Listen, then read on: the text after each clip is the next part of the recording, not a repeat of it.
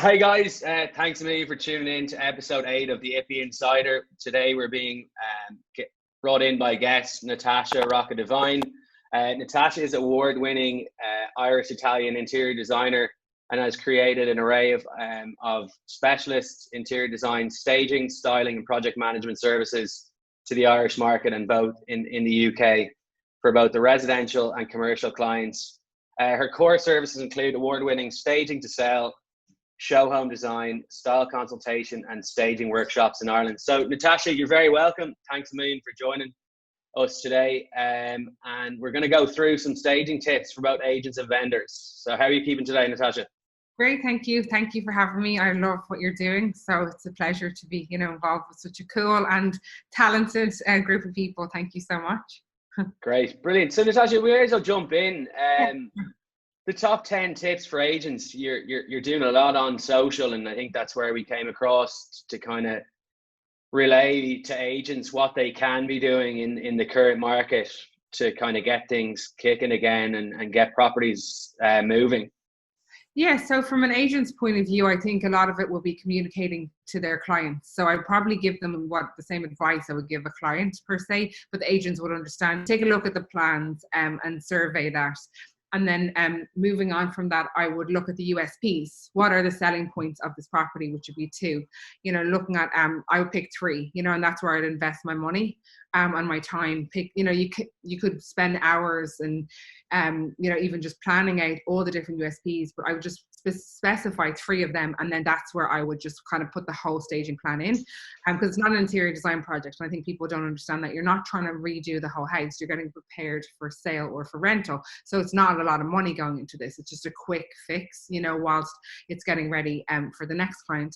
And then I would move that into, obviously, as I said, this is more for the clients, but for them to relay that to the agents, to relay that to their clients. I would budget, put in the budget. So as you said, we were talking offline, there's different, or the budget will, affect the levels of what you're doing.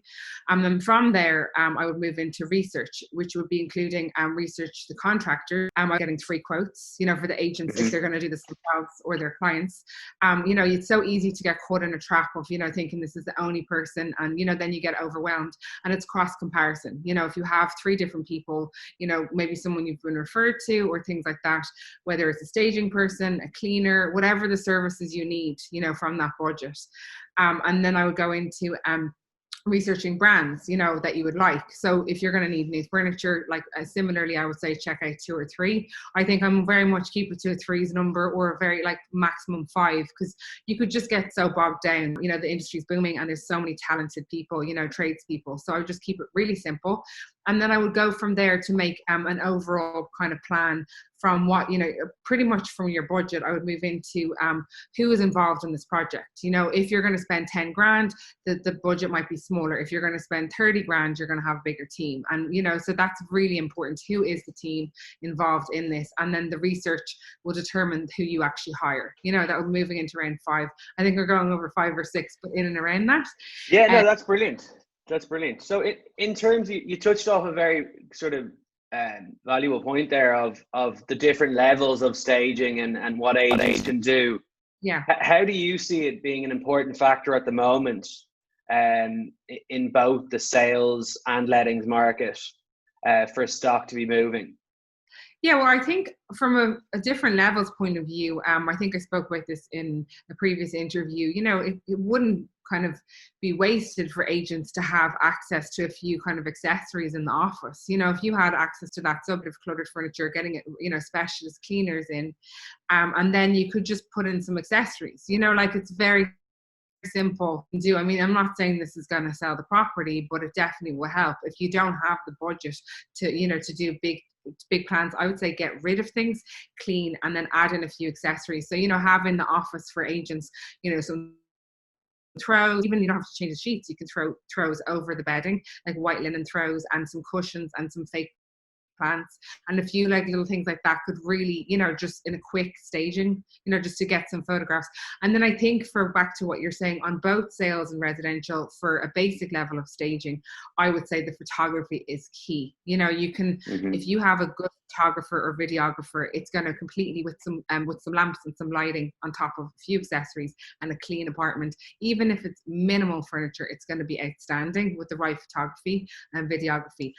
And then moving into there's say a middle range, which would be like hiring a staging company or different contractors if you don't want to hire a designer, which would be, getting some new blinds, some quick painting, adding in, moving in and around furniture, like a more mid-level. And then the highest level would be show home design, which is essentially an interiors design fit out, which would be, generally flooring, like complete fit out, flooring, electricals, and things like that. And I think the middle ground is kind of where I think the market will go now, because, it takes time for the agents to manage that. You'd be surprised how long it will take to kind of clear it out, to plan all that. So the kind of middle ground would be where someone like myself or another designer would come in and project manage that, because time is key. We're all in, it's a competitive market. It's not just about the money for this person to come in. It's about keeping time of the essence and getting that on the market ASAP. So my team can come in within a few days and have the whole place repainted. I have contacts repainted, cleaned, electricals done, some accessories, furniture in and out, and photographed probably within a week. Trying to get that yourself as an agent might take a few weeks, to try and like on top of your day-to-day work.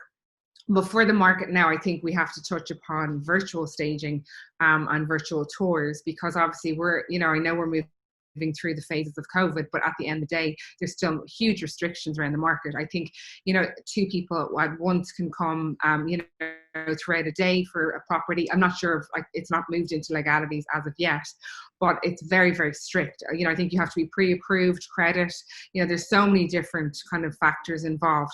So from an agent's point of view, investing in a staging company or investing in the right cleaning, the contractors, if you want to manage it, is key, because people aren't going to even come to that property to see that beautiful view. You have to sell that. Yeah. So the first impression is nearly, when they see it online, when they see the video, the photography, it kind of happens pre-photos. As you were saying, it's a very, very good point.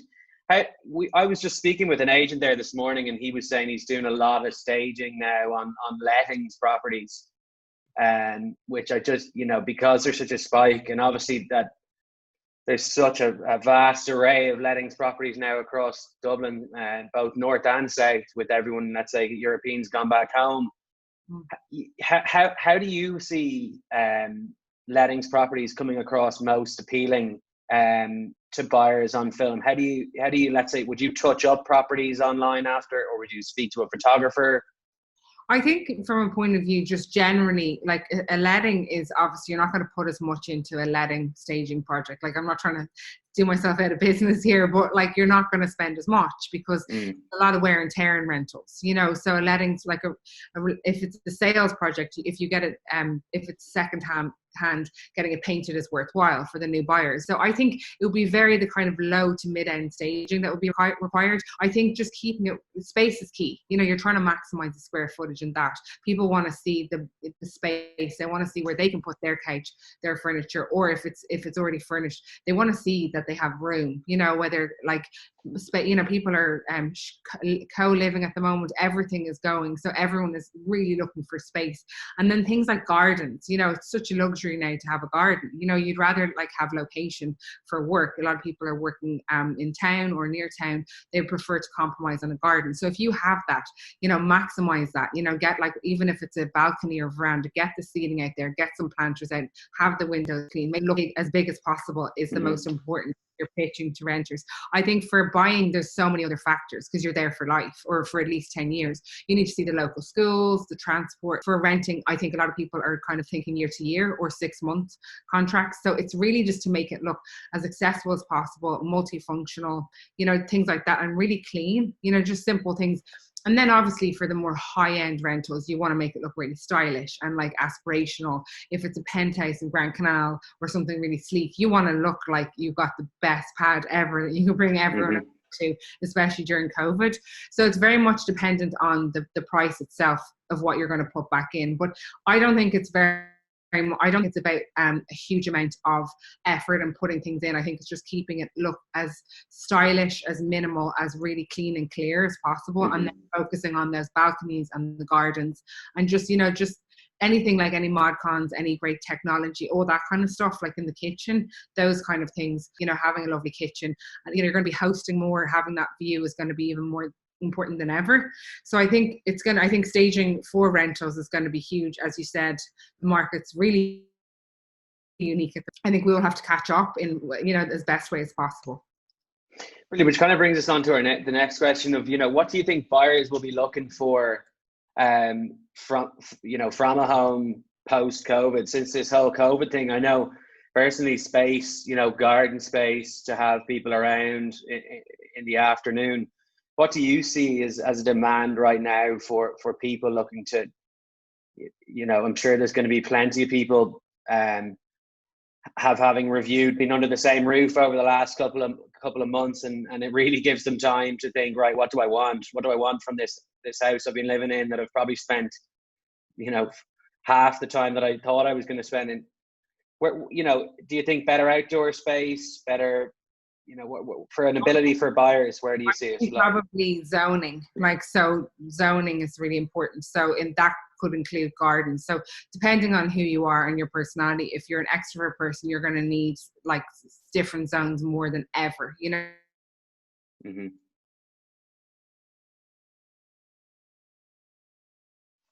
You know, like you're going to need from roommates or whatever that is. So I think it's very much about zoning, and for each person that's really different. You know, some people, you know, don't have access to a garden, so you have to find a kind of different zones within the space.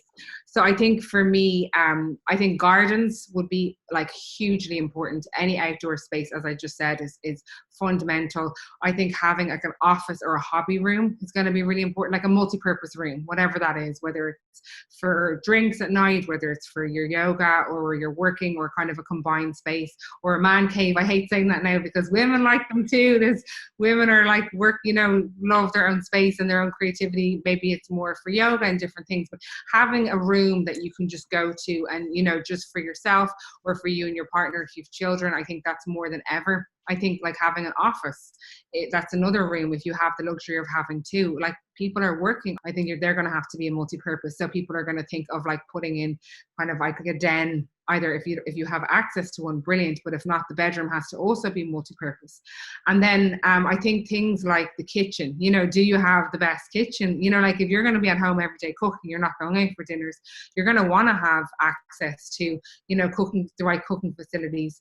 And then on things like, I suppose, like on a decor point of view, of course, you're going to want, you might decide to repaint or to put wallpaper in or to completely re-gut and redo the house. But for me, from a buyer's point of view, I think people more than ever are going to look at, is this home appropriate for, you know, lots of people? If we are like stuck here all the time, can I fulfill my hobbies, my work, like, you know, participate in my family, but also have space from them? And then on top of that, I think, as I touched upon, is location. So if you're going to be like kind of stuck, you know, is it worthwhile to have that big house in the countryside where you're far from people? Or have you realized that you want to actually be local and have a smaller place, which is going to be, you know, a bit tighter for, you know, you and your family, or, you know, yourself or your partner, but you have access to quickly walk down, you know, as the phases move open? Do you actually want to be closer to loads more shops and restaurants? Did you realize during this lockdown that you actually prefer to be outside than inside? So I think from a buyer's point of view, owning for whether they need it, or other people are going to realize, actually, I want to move further out. This apartment's too small. I don't care. We never went, you know, we didn't miss the local area at all. Let's get that house in the suburbs. So I think people actually are going to be very more astute and intuitive of what they need. And then in an ideal world, everyone would love kind of a redecor of their home. But I think they're going to think of it in a way more functional point of view rather than aesthetics after this. Mm-hmm. And what sort of trends are you seeing across the board? Let's say 3 top trends that people are really to redo their properties at the moment. Middle ground, let's say middle level staging I think indoors, outdoors. So like, as I said, like as you said it as well, like if you have a patio, like having access to that, you know, making that kind of your balcony, you know, you can have your barbecues and things like that. I think that's a huge trend. Or redoing your garden, you know, if you have access to that, or if you don't, kind of investing in plants and things like that. I don't know. I think most people would have access to like a communal garden or a park, but I think if in any case you have outdoor facility, that kind of indoor outdoor living, and then bringing in plants and things inside, just making the place more homely. I think on top of that, I think I touched upon that as well, is hobby rooms or multi-purpose rooms. So having an office slash whatever you could use it at night is so important. I think like that is such a huge trend now, is having a room to escape to work in, to relax in, you know, on away from people or with people.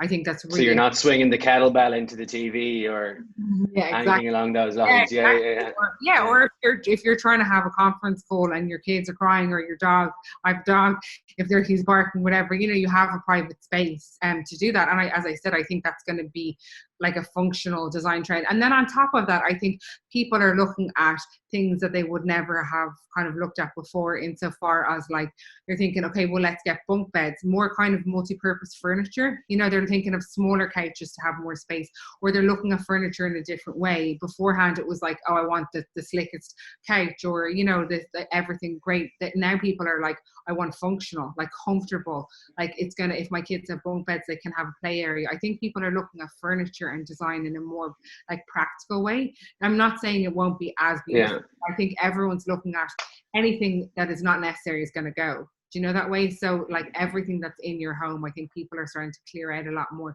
So they want comfortable couches, they want technology like TVs to escape, and like, you know, kitchen, you know, the best kitchenware and things like that to, you know, to cook the best meals. But I think they are the trends, and I think it's very reactive. It may change, you know, as the months go on. It might go back to, you know, I love wallpaper and all those things, but I don't think that's a priority now in our trends. You know, I think it's going to be very much based on what's just happened or what's continuing to happen. Brilliant. Well, is there any last tips or anything you want to share, Natasha? So my recommendation is to follow my top 10 tips. You should definitely 100% always change the sheets when you're trying to sell a property. Put down the toilet seat and make an effort to get it clean before you put it on the property for staging, and invest in a great photographer. But if you have any other questions, obviously contact me, and best of luck with your sales and rentals. Brilliant. So guys, I'm going to leave Natasha's details in the comments below, and you can reach out to her or direct message myself, and we can get you in contact with her. Natasha, thank you very much for tuning in. Next week's video will be out this Friday, and another one then next Friday. After that, we're going into season 2, which we'll be bringing out 2 episodes a week. So pressure's on for me to try and get these out as quick as possible. So thanks a million, Natasha, and I hope everyone has a great weekend.